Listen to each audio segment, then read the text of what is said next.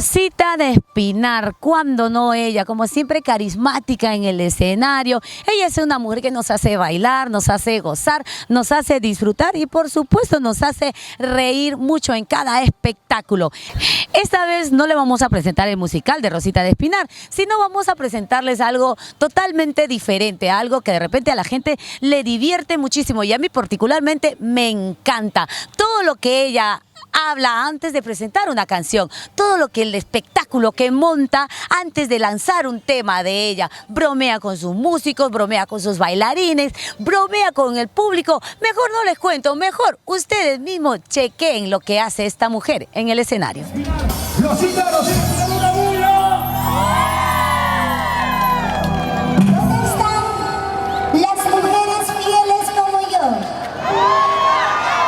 Levanten nomás ustedes, no hagan roche. ¿Cómo?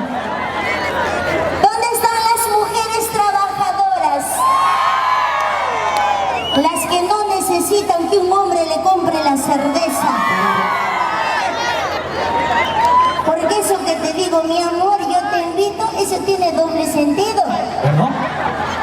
Te invito bonito y luego si quiere cobrar. Así que por favor, a todas las mujeres, hoy vamos a invitar la cerveza a los varones. Así es. Claro, gracias. Gracias. Revísalo primero y luego inviertes, ¿sabes? ¿Por qué? Luego en la noche cuando quieres cobrar se va a dormir. No, pues, la inversión al agua, ¿sí o no? Claro. Mejor no hay que invertir en los varones, hay que invertir en nosotras mismos, pues claro. Salud, ¿dónde están las mujeres que están tomando su chelita? A ver, ¿dónde están las mujeres cheleras? Las que no tienen una cerveza en la mano es porque son unas mantenitas.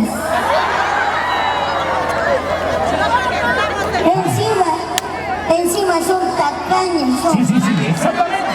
A ver. Y lo que he aprendido acá en Lima es ir a aguja. Aguja, oye, cosa, qué aguja. ¿Ah? Cosa, por favor. Pero los varones sí, ¿ah?